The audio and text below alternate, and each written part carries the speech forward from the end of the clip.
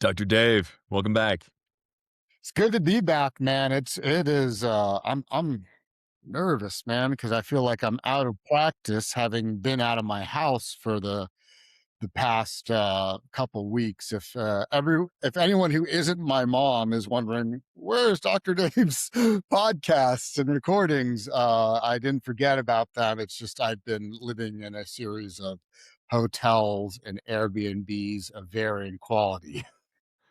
Understood, understood. Well, we're glad to have you back. I can see we maybe have a little work to do in resetting up your microphone and webcam and stuff, but it's good to see you today. Your haircut makes you look like the spitting image of Jude right now. Yeah, it's funny. Yeah, I'm looking fresh to death with this haircut. I actually right next to my gym, there's like this man cave like haircut place. I think it's a chain. It's called Hammer and Nails. And one of our patients um actually goes there like every week. And Oh this wow. patient is an absolute dime piece. Like, being completely heterosexual, I can't help but he's an Adonis, man, and his hair is always perfect. And I was like, he told me that he goes there every week, which I didn't even know that was a thing that guys did. I get a haircut like once a year. And so, you know, I went there and it's like, cause I usually either like just shave my head on on the porch, or I go to like Great Clips and tell them to shave my head. So this is like my first experience in a proper like barber shop, and it is like what you think it would be. It's like you walk in and the first thing you see is a bar. They serve like cocktails, and then there's like a whole separate back room of like they're like this is like their like flagship product is like a man cave area where they do your nails and stuff. Oh, And, okay. she's like, "Oh, are you interested in a manicure and pedicure?" And I was like, I did not know that was an option. I've never, like, I did not come prepared to discuss these questions. yeah, Uh, I'm like a cat. Like, I have to know you well if you're gonna touch my paws. Like, yeah. you know? So I did not elect for the mani pedi, but I did get a cool haircut, and it was funny. The second I came home, my son was like, "Oh, I want your haircut," and so I actually Dude, took him to the same place just yesterday and got him basically oh, I wish we this. could see the 2 of you. Later, you gotta send me a picture of the 2 of you side by side because I thought for sure his haircut was already pretty close to yours, but, It's even let me closer. see if I can get this, like, it's like a bit of a mushroom top, Well, but, this is just how I woke up, actually. So I'm supposed to put a styling product in it and comb it, okay. but I don't comb because I've never used one, obviously. And I'm not used to putting styling product in my hair is much like putting sunscreen. It just I didn't grow up doing it, and it feels weird to start. Yeah. Yeah, yeah, But that's I fair. actually did get up with my kid and I styled his hair for him as best I could. Dude, I bet he's feeling like $1,000,000 at school today. Yeah, yeah. I mean, I think I don't know if it's just that he wanted to go to an adult barber shop or if he really thought my haircut was that cool. But they always say the sincerest form of flattery is mimicry, right? Or something like that. I yeah, imitation is the sincerest form of flattery. Yeah, something like Yeah. that. Yeah, Yeah, I guess yeah. mimicry sounds like they could be mocking you, but No, I guess that's it's true, right? I mean, you could tell the difference between whether he really likes it or not. That's awesome, man. yeah. I mean, that's everyone's dream is to have their 11-year-old son actually want to be like them. So, just keep it up another 10 years and you'll be living the unachievable dream of the rest of us. Well, I think it's also every parent's fear in some way that their kids are going to grow up to be just like them, right? Yeah, that's fair. That's fair. It's this two-edged sword. Yeah. So we'll see Um, how it works, but Speaking of it parenting, actually. so you've been out of your house for a couple weeks, Mhm. and on the road, and we went on a ski trip, our famed yearly ski trip, and Uh, and I nudged us to read this book on parenting because I got the impression, it would, probably just speak to both of us about how wrong everything we're doing is, or how much room for how much room there for improvement there is in the confines of imaginary pages of this book. So I'm curious to hear more about your settling back in your own house, hopefully. Mhm. Although I understand construction's still kind of underway a little bit, which I A know a little thing or bit. two. I know a thing. I don't know if you recall. I've been living in construction for a year and a half as well. Like it's pretty. Yeah. It feels like we get a month off, and then all of a sudden it feels like it's back at it. Um, but yeah, I mean, in whatever order makes sense. Like fill us in. Like how are you feeling? D- Well, w- I'm feeling really good, and I actually credit a lot to partially to the book we read, but partially just to the act of reading. To give Mm, our listeners a little background, part of I think how our friendship kind of deepened was, back in California when we lived, not too far from each other, we had a book club we'd meet up at every month. And, I know everyone else listened to the audiobook version, but I was very like fastidious about reading all of these books. And so as a result, I would read like two, three books a month. And can I tell you that that period of time is one of these sort of like nostalgic periods of time where you think of everything as being perfect? Because I will say, I was happier in that moment than I think I've been in my adult life to mm. recollect.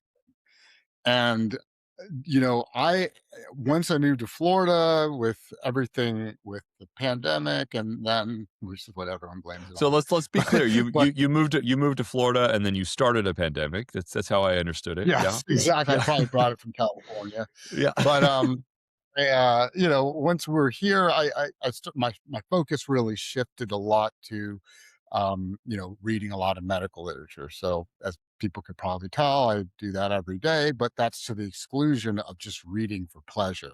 hmm And this book that you had picked was sort of my first foray back into reading for pleasure. So just in and of itself has just the act of reading has had a huge impact on my mental health, like shockingly. Um, but I think without further ado, maybe if you want to introduce the Yeah, book. yeah. So the book, I've got it on the screen. Just give me one sec. I want to give it its proper due. It's called Dopamine Kids. It's by Micheline Dukleff. She's the author of Hunt Gather Parent, and her previous book, Hunt Gather Parent, had been formative for my wife and I. I got to give credit to my wife. She's constantly seeking out these parenting books, and some of them are better than others, but I think the real value for us has been in a doing the reading like you're saying, and b um just forcing us to think about ideas. Sometimes they're not ideas we always want to adopt and take into our house, but sometimes they are, and they always just get us thinking and more intentional about our parenting. And um I don't know. I'm really grateful for it because I It's grew up in a funny. house that I'm I grew up in a house that did not seek parenting advice from outside. Like, okay. my mom got all of her parenting advice, in dictate and mandates from her parents and from the church, and then just ran with it. And it was like a calcified stone by the time I was on the scene. Um, and I so it feels like I'm creating a more dynamic environment for my kids, and I hope it's one that they'll benefit from. Yeah, it's funny that you say that. I was laughing earlier because you brought up the importance of ideas, and I remember I said like the most basic bitch thing to my wife the other day. I was like, what's so profound about reading is that it gives you ideas. And the second those words left my mouth, and how like obvious, I like wanted to punch myself in the face. That's like the lamest thing you could say, but it is true. And I do think it's funny that you point out this notion of sort of static parenting, because I think that is like my parents to a T. My parents are the same people they were in 1980. Like their positions, their thoughts on things have not changed. I've never heard one of them say I was wrong or I made a Mm, mistake. if they did something bad, there was never been an apology. Shit, my dad's never even said I love you. Like they're those kind of stoic Yeah, parents. yeah. But I will say, I actually, as an adult, appreciate their consistency. There is Mm. something, even when it's not perfect. There's the idea of precision and accuracy. They weren't Accuracy means you hit the bullseye. Precision means you don't necessarily hit the bullseye, but you hit the same point on the target. They Mhm, weren't always accurate in their perception of parenting, but man, were they consistent. mhm. Yeah. Which I think does a lot for a child in creating a sense of security Oh, for and all sure. that. Yeah. But they sure as fuck would not have read Dopamine Kids. It's, yeah, I mean, so I'll read just for anyone who's listening only, the little blurb about the book is Dopamine Kids. Parenting advice around screens is woefully outdated. It hinges on psychology and neuroscience from 25 to 50 years ago. It doesn't work and often makes our lives harder. Dopamine Kids offers you an easy and more effective approach. It's got a 5-step in her 5-step protocol. You'll learn how to retrain your child's brain so they seek out activities and foods that gratify that bring gratification and true joy. The healthy option becomes the default option in your home. Um, these are big promises. I don't know that I have to be honest and say, like, I haven't found that there's a I haven't found that the 5-step protocol from her book is absolutely changing our house, but I think it's got a lot of great ideas in there. I think it's like challenges a lot of thought, and it also helps. I think there's some parts of it that are like just you just read and you're like, well, duh, like everyone knows that screens are bad. Yeah. Okay, like Mr. Mackey would say, screens are bad. Yeah, Yeah. but she does seem to offer some practical advice, and I think I really appreciated some of the perspective shifts that she offered. Can I tell Um, I'll start with one perspective shift that I kind of had, that I found interesting in her book. And it was, it's in the title, dopamine. What is dopamine? Dopamine is now a pop culture word, just like serotonin has become a pop culture word. And everyone talks about dopamine as the pleasure hormone. That's kind of what we're taught in med school too. But I think she brings up a very interesting distinction here that I think is worth touching on. See, what we're kind of taught is, if we, eat a bag of corn nuts, which my favorite snack, or a line of cocaine. Not my favorite drug. I don't do that, but the idea is it stimulates dopamine, which sends us into a world of bliss. And her argument is, and she kind of uses some basic science and mice and things like that to kind of back it up, which is the dopamine is not necessarily there to give you pleasure. The dopamine is there to give you the motivation to do an activity. mm, Uh, and a lot of the kind of addictions of the modern age, cell phones being the big one she harps on, is a chase for dopamine, meaning it motivates us to keep looking at short form videos, but what it doesn't do is provide the hormones that are more responsible for sustained long-term contentment. So it's giving mm, you the urge, the motivation to keep scrolling, but the scrolling doesn't lead to those shifts in serotonin, which is largely considered the sort of long-term sustaining happiness hormone, if you want to kind of condense it down a little. And so I found that kind of interesting that we're sort of chasing the dragon, but not mhm, getting the reward. And I think she's spot on when it comes to screen time. And she actually points out a statistic that I found really interesting, which is the average American records something like 8 hours of screen time a day, which is crazy. That's a full time job. mhm, Now, I think those numbers are kind of inflated just because certain things are counted as screen time that aren't actually screen time. But, like, for example, if you look at your text messages and you leave your text message thing open, it's recording the whole time. Sure. I mean, most people's you screens know, are automatically turning off after a minute or 2 of inactivity, but you're right. Yeah, or like that for example, or getting directions to, to someplace and back, it's gonna count all of that as screen time while you're driving. or if you listen to a podcast on Spotify, some of those have videos that are playing in the background. So that's Mm, something I'll frequently do is I'll listen to the breaking points with Crystal Ball and Sagar and Jetty just for background noise when I go for my long bike rides, which will be 2 hours, and that's like counting it as screen time, which sure, is sure. but suffice to say, I mean, even if it was, 2/3 of that, that's a lot, you Yeah, know? And, to be honest, I've been guilty of allowing my kids far too much screen time, because, my wife and I use the sort of justification that, hey, man, we both grew up on screens and junk food. Like, my wife rather, apparently her mom fed her like cake in the morning and the TV was always on. I was a latchkey kid, so there was like no one home when I came home. So, like, sometimes that would be me going out and hanging out with friends. Sometimes that would be me drinking a 6 pack of Coke and like eating a sleeve of Oreos while I mhm, watched Teenage Mutant Ninja Turtles. So, we're kind of like, oh, well, we were a bit laissez faire. mhm. And, couple things. One, obviously, screens aren't what they used to be, right? Because the immediate ability to scroll to new things, download new things, go to new episodes that didn't exist.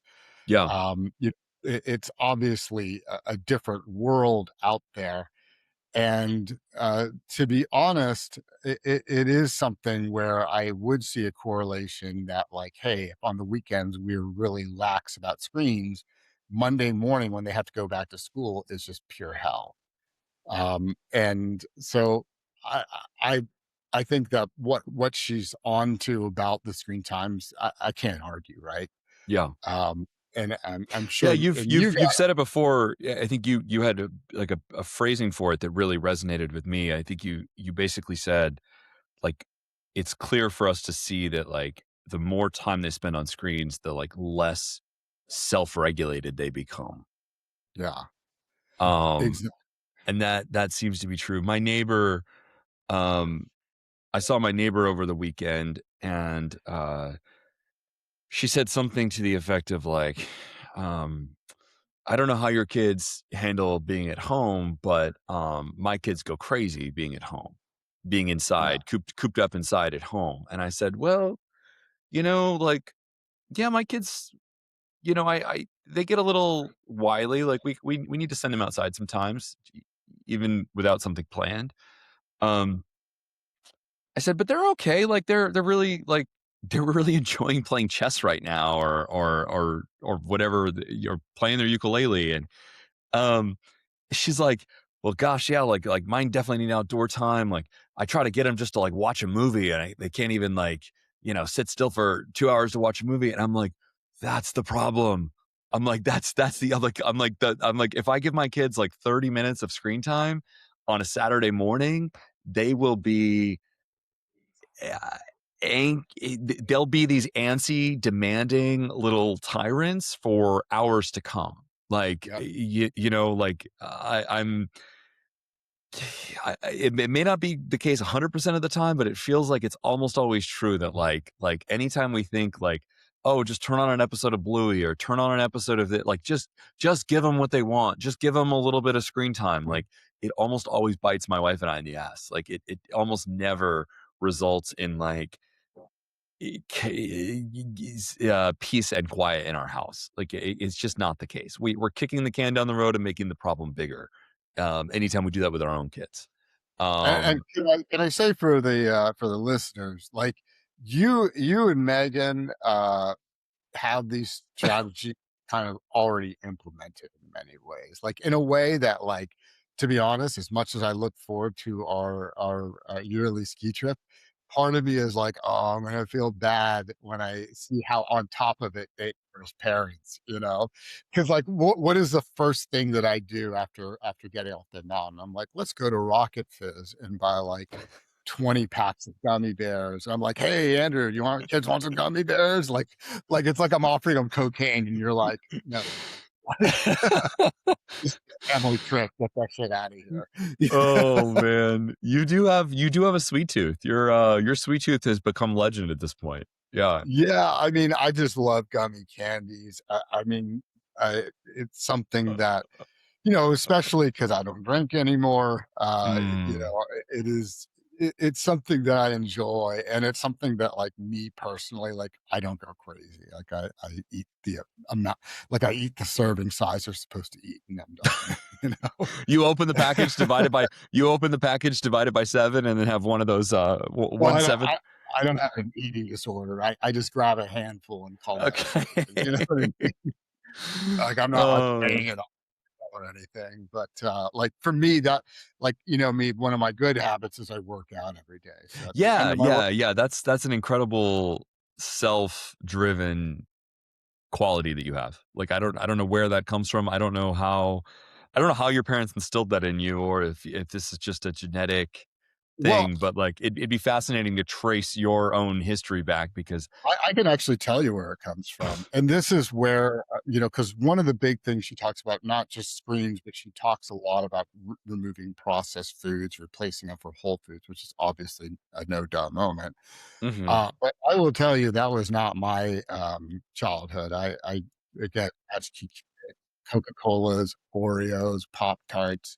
I was actually a really chubby kid. I'll get photos because it's hard to imagine, but I was really heavy. And as a result, at some point I started playing sports. I needed to cut some weight and get in better shape. I wrestled in high school, so I had to make weight. And as a result, I learned like how to read nutrition labels, and I Mm. learned how to portion because every year for wrestling season I'd have to lose 25 pounds, What? and because it just I would gain 20 over the summer, and then in the winter, I would have to get down to 152 pounds, and Wow. so I'd go from, like, 175 to and I would do it just That's a by, lot like. of bulking and cutting and bulking and cutting. Yeah, wow. Yeah, I mean, it's also a lot easier when you're 16, right? Sure, But sure. as a result, that skill is very much inherent to me, such that, Mm, like, I don't need to use a calorie tracker app or some macro. I know exactly, like, how to parse food. And so for me, like right now, as you know, I'm on a goal to get like I'm on a mission to get like 6 pack abs like I had when I was like, in college and high school.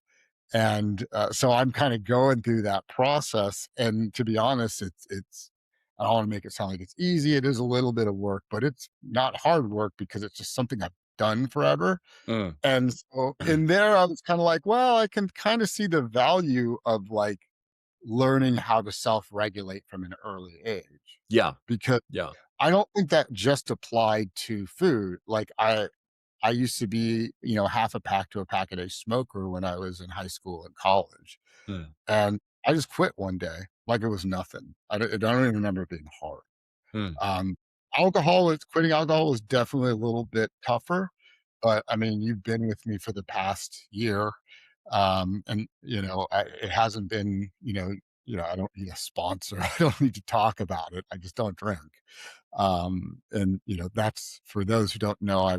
I wasn't like a fall down drunk. I was, I have a condition that predisposes me to dementia, and that was why I chose to quit drinking. Yeah. But uh, I think I did kind of exercise that muscle of self regulation from an early age, and I think it has served me well, which is why I was not as gung ho on her like remove all processed foods from your house kind of Mm. take.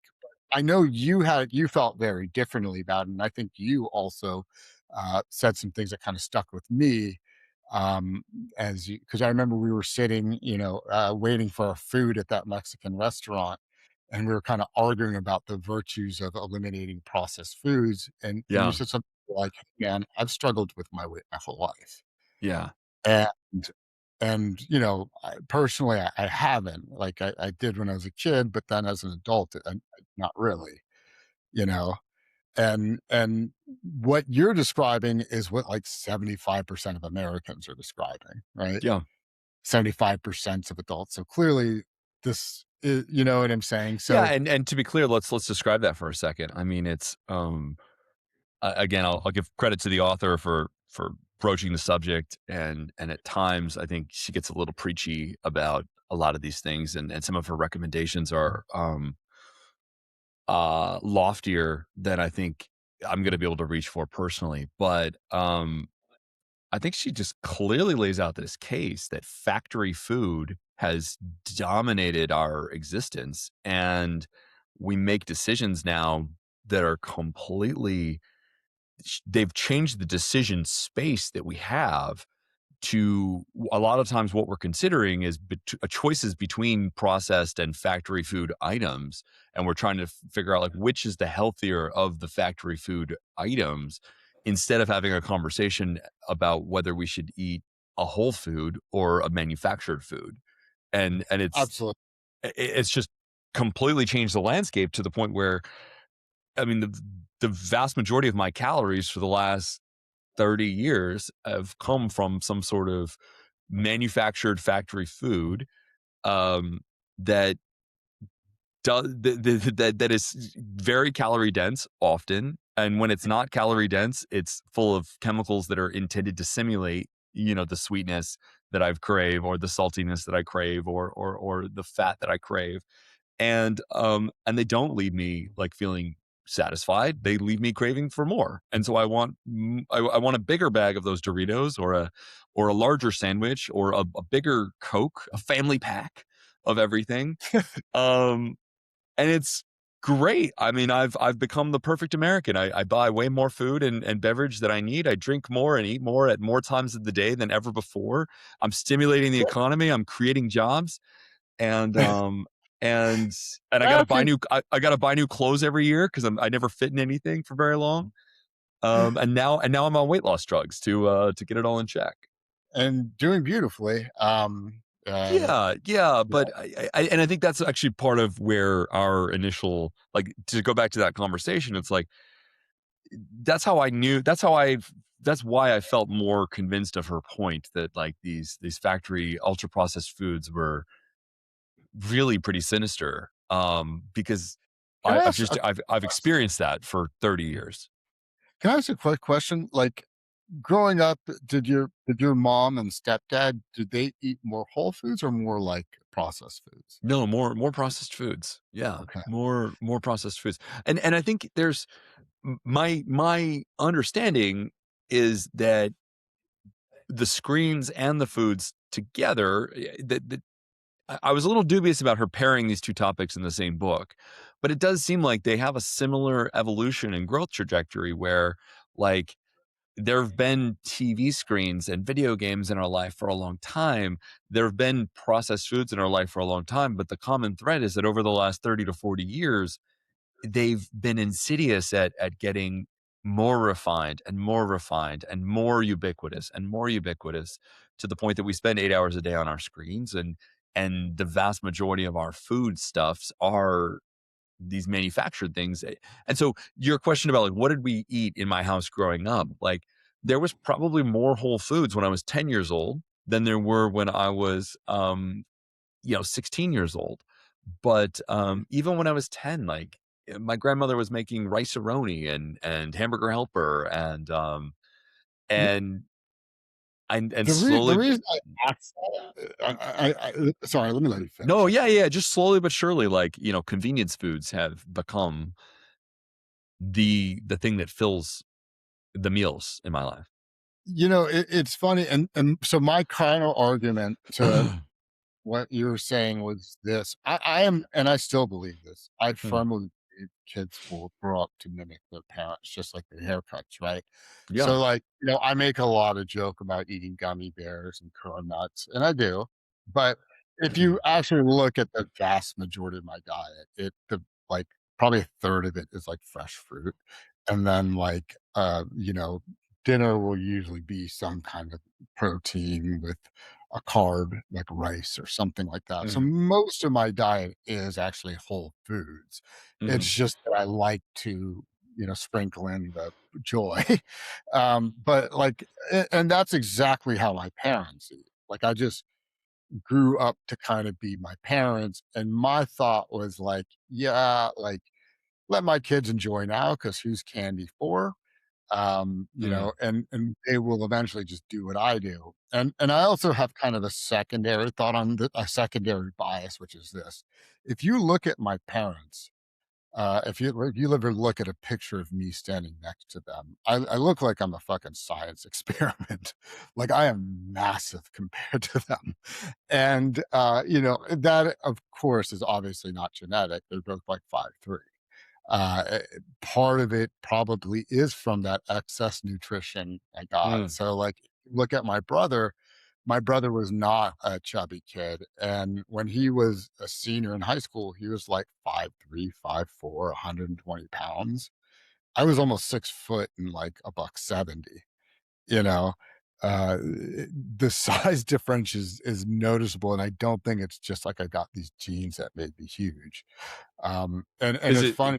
did you drink a lot of milk? Was it growth hormones in the milk? No, I ate a lot of, cookies and, I Mm. and I think at one point in the '90s, they got, like, this low-fat kick and Snackwells came out, Yeah. and, like, as a kid, I'm like, "Oh, these are low fat, I'm gonna be ripped." You know? But it's funny because my brother ate like a bird until he went to college and got all the processed junk you get in the mess hall. And all of a sudden, like in college, he hit his growth spurt. And like now Hmm. he's only an inch shorter than me. We're the same exact weight. We're, basically the same build. I'm slightly bigger, but not significantly.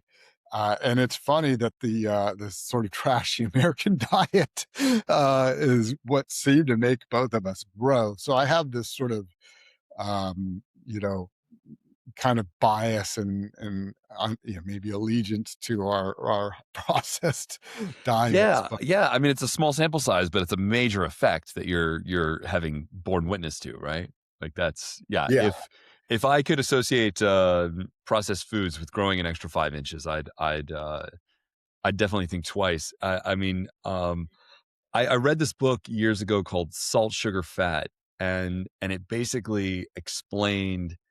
was this Um, scary or no? Let me double check real quick. Salt, sugar. It was Michael Moss. Okay, I haven't. I'll throw it up on the screen. Just give me one sec. It's How the Food Giants Hooked Us. Great book. Like I can't speak highly enough about it. I mean, I think it to this day it still deserves credit for how convinced I am that this is just absolute garbage that they're selling us. Yeah, Um, every year the average American eats 33 pounds of cheese, 70 pounds of sugar. They ingest 8,500 milligrams of salt a day, double the recommended amount. None of it comes from salt shakers. It comes from processed food, an industry that hauls in $1 trillion in annual sales. Investigative reporter Mike Moss shows how this happened, featuring examples from some of the most recognizable and profitable companies.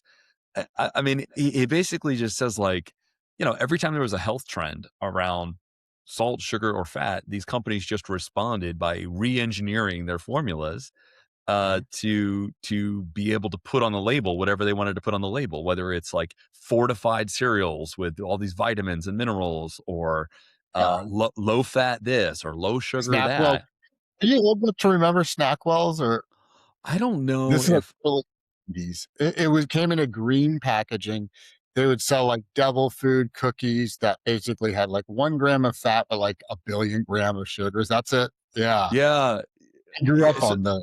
I did not eat these, but I ate lots of other crap that was basically the same Nabisco and like I ate lean cuisine, which is just like it's an entire dinner based on the same principles. And that's largely what he's describing, right, in his book and is that they're not selling you food, they're selling you a science experiment. And the science experiment is manipulated to target what you think of as good food, to have the attributes you think of as good food, but also to maximize their profitability and to maximize your desire to buy it back again. And I think that's the tie-in back to dopamine kids. It's like, these at this point we're you're 45, I'm pushing 40, we're pushing 45 and 40. We're in this world of, the science of profitability maximization and attention grabbing, behavior modification is just so advanced that it's in everything now. It's in the screens and it's in the food, and everything is engineered like a slot machine to get you to do it again, to get you to spend a little more time, to get you to engage with the advertisements, to get you to buy another bag of Snackwell cookies or Butterfinger ice cream bars or Yeah. whatever it might be. And there was this passage early in the book, and this just stood out to me so much. She said, like, for the first time in her life, she wondered, like, who would she be? How would she spend her time if it wasn't in service to the screen that had been engineered to capture so much of her time? What food decisions, what would her family eat if it wasn't the products that these major food corporations had engineered her to want? Yep. And that this became a question that was like both freeing and heavy at the same time. Like how do I answer this question when in the because all I know is everything that's been pushed on me. And Yep. it really, I think to me it made me really want to put my phone on do not disturb more. It made me really want to put my phone away more. It made me really want to do the hard thing of not microwaving dinner or ordering takeout, and instead, like, eating something that was made from scratch, even if it meant that I didn't have 4 things in my little plate, that maybe I had 1 or 2, but they were real things. Um, I mean, Megan and I have talked about, like, cheese and crackers would probably be more healthy than the takeout food we're getting, several times a week. Yeah, I mean, and she she puts one of her contentions in this book, and it's an important one, is that when you take a sort of what she calls a dopamine magnet, like a screen or processed food, the idea is you have to replace it with something, right? Yeah. And I I actually did wholeheartedly jump on that. Yeah, So that's what I'm most curious to learn about is, like, what's your experience been like now that you've been trying to do something here?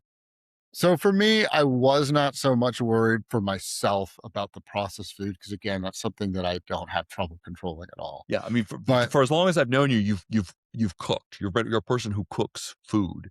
I mean, yeah, I generally you used to invite us over for dinner, and I would be shocked that you'd have like 8 pans dirty. Your kitchen would be an absolute shit show, just like a bomb went off in your kitchen, but you'd have this like gourmet spread of well, homemade that's food. because 4 of the dishes were gourmet, the other 8 probably.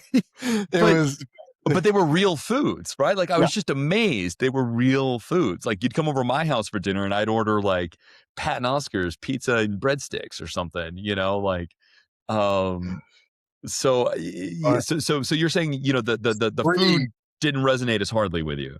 with the screen. So for me, my thing, because obviously for me, I'm older. Even if I watch screens too much, I can work around it because I'm so used to not having screens, right? Yeah, Where the rubber meets the road is for my kids because I think it's an absolute danger. And my thought before even switching out their dopamine magnet for something more sustainable, the first thing that you have to do as a parent is you have to model the behavior. mm, I think that is one thing that I don't think she emphasized enough, which right, is kids will do what you do and they'll do your bad habits first. So yeah, the first thing I did is I simply replaced when I would look at my screen with reading a book. So in the past, like literally in the past like 3 weeks, I'm like now on my third book, and so my screen time like dropped in half. I think yesterday I had a total of like 2 hours and 30 minutes in screen time total. wow, It was one of those things where and immediately I noticed the benefit. And it made it easy for me to tell my kids like, "Hey, no, we're just not looking at screens. Like, if you want, here's I took them to Barnes and Nobles, got them books. You can sit there and read." And it's funny because, like, for example, my youngest, who is probably the most prone to like screens, he loves them.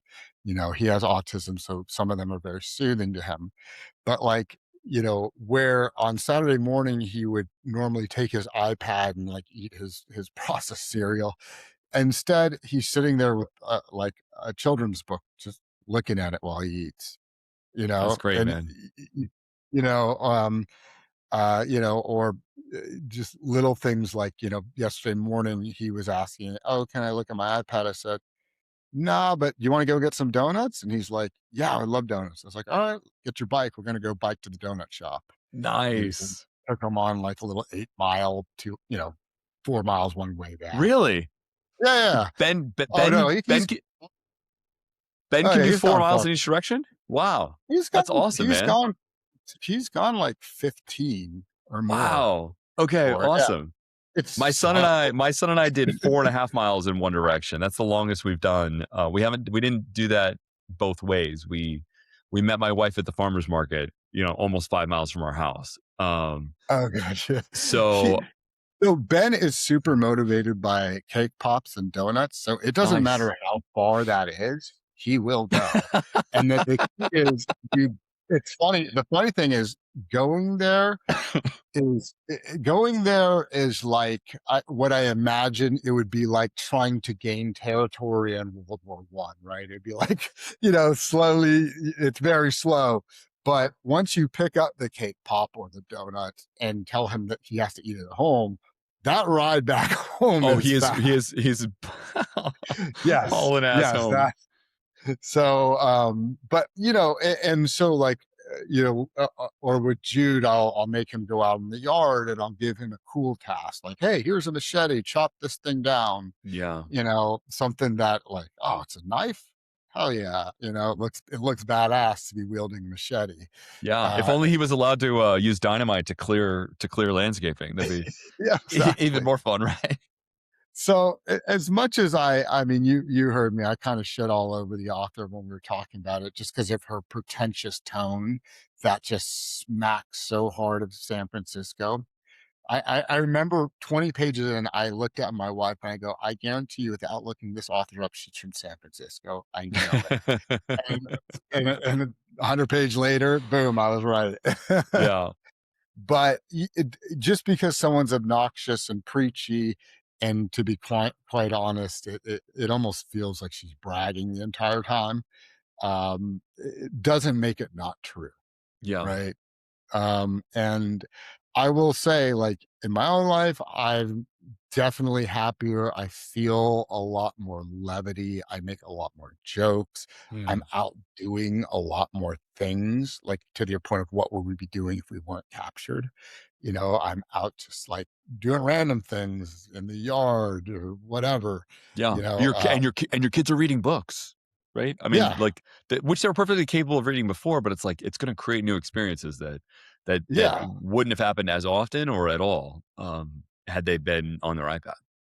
Exactly, and I temper it. I'm not like, in the book, she talks about how, like, they removed all bad food. No, I don't do that, but what I started doing is I since we returned, I've cooked every single night, whereas, Wow. sometimes I lazy and do a prepackaged thing that you just heat up or, order out. I have not done that once since we've gotten back, and I think personally, one, couple things I noticed. One, it gives me a sense of pride that I'm doing something good for my kids. It has broadened my youngest child's diet because he really struggles with new foods. Um, And and also, he's already eating like, in this week or so, 2 weeks that yeah, since you've read the book, he's already eating more than he was before? oh, definitely, yeah. Wow. And for me, and this is a big one for the adults, I've lost like 5 pounds since our trip. Like, What? yeah, How did you manage that? because when you cook every day, there's studies that show this, like, you consume like 300 less calories. There's something about the Uh, process of cooking yourself that makes you way less hungry. I don't know what it is, but it works like magic. Yeah. And so there's, while I don't want to, make people shy away from the book by talking about how obnoxious her tone is. The actual core arguments, I think, have a lot of merit. And Yeah. you don't necessarily need to take them to extremes, but implementing them in small ways is obviously a net win. Yeah, I think maybe we could agree on that, like, there's a degree to which it's hard to hear how successful she is or all of her wins. It can feel braggy or obnoxious at times, but it does seem like all of her strategies, if you implement them to any degree that you implement them, you're going to be grateful because some of them are no shit strategies that you just needed a reminder to do, and other of them are reasonable ideas. And I'm really like it seems silly, like a silly suggestion, but like early on, she talks about um, my daughter wanted cookies at the grocery store, and I said, we can't buy those cookies, but you will buy the ingredients. If you want to make cookies, you can have cookies. Yep. And I think that speaks that's literally the point you're saying. It's like when you make it, you don't you don't eat all of it, right? Right away. She actually mentions that her daughter, after making them, only ate a couple and was good. Right, instead of the whole package, which I do with the the Chips Ahoy Chewies. I love my Chips Ahoy Yeah, Chewies. you got the serotonin from this feeling of accomplishment, right? Mhm. And that, if you ever notice, like, if you remember, like, the last, like, really big, like, kind of win you got in life, whether it was like you got recognized for award or you made a huge deal in your business that really blew things up.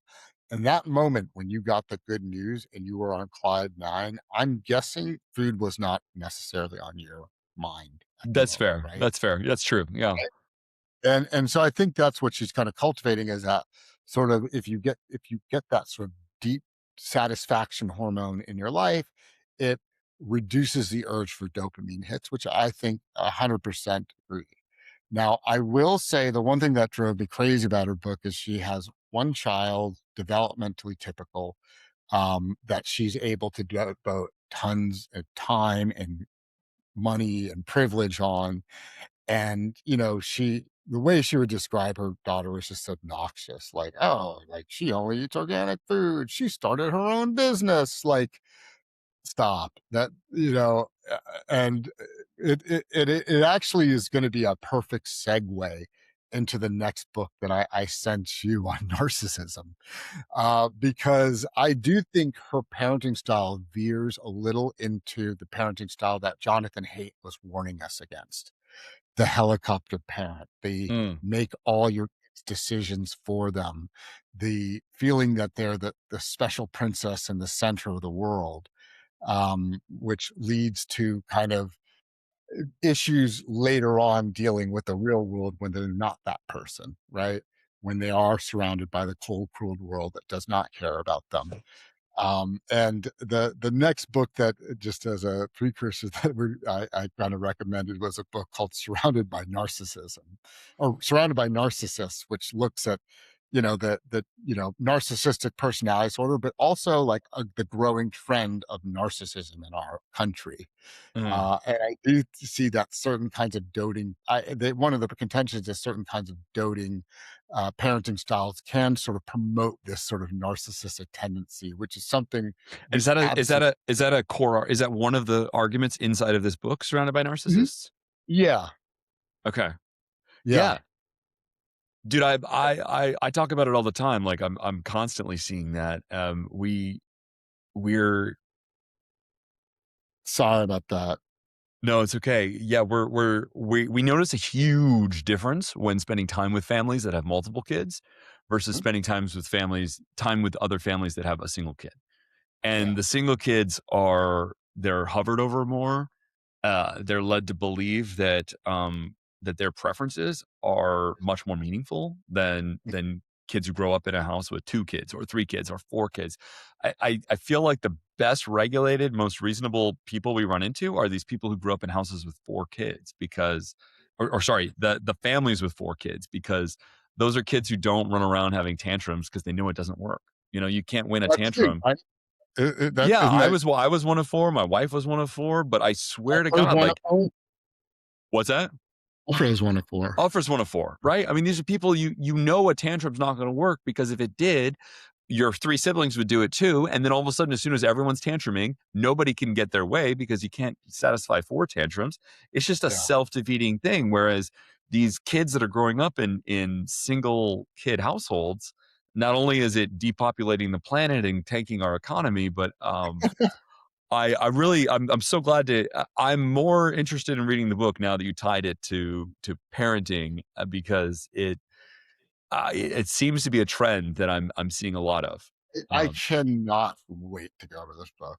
okay, I really enjoyed it from cover to it's not perfect, it's not perfect science, but it is thought provoking, and I think there's a lot of truth in it, and I really look forward to doing this one with you. okay, okay, good. I'll get it today and I'll start reading it today. That's I can get on that right away. I'm excited about that, and I can get my wife on it too because that's a topic we can get behind. And I think even as we're seeking to raise well-adjusted, you know, thoughtful, caring children, I think there's still plenty of there's we're constantly humbled by how wrong we are at times. And I I hope that we can find the right balance between consistency and that security that our parents have modeled for us, but also a dynamicism, a willingness to learn and to say that we're wrong and to say that like no, hey, like the way that we've been doing it for the last 3 years, we're gonna do it a little differently, like going forward. Exactly. I always tell a patient, I always say, if you're the same person at 40 as you were at 25, you fucked up a long time ago. Like you need Mm, that sort of, you need this sort of ability to be mentally flexible. I talk about that in one of my videos about, preventing dementia, this ability to be willing to take in new ideas, even if you don't like the way they're delivered. I hated the way her it was delivered, but but you I read think through she's 400 pages of it. That's amazing. yeah, well, and I'm implementing the things that I Yeah, find to be true and with good effect. So, bottom line, maybe a little painful to read. Do the audiobook if you need to, but I think it's thought provoking enough to warrant a listen, especially if you got kids. But I think even for adults, we could benefit from some of yeah, these strategies. yeah. And newsflash, screen time might be bad. Okay. Dr. Dave, I think that's possibly a good place to leave it. I love your summary at the end there, and I look forward to more of these book club style episodes because I think this is I want to just echo your review of that time in our lives when we were spending a lot more time reading. I remember being much happier. I remember growing a lot more as a person, and it's definitely something I want to get back into. And I definitely I did this over the Christmas break quite a bit. I turned my screen off, right? I like put my phone on do not disturb a lot more and focused on slower tasks that required more focus. And I think it really benefited me tremendously. So it's something I look forward to getting back into. Awesome. Yeah, I'm glad to be back in it, and I'm glad to be doing this again. Awesome. Well, we'll see you soon. Thank you very much for your time. Bye for now. Take care, guys. Cheers.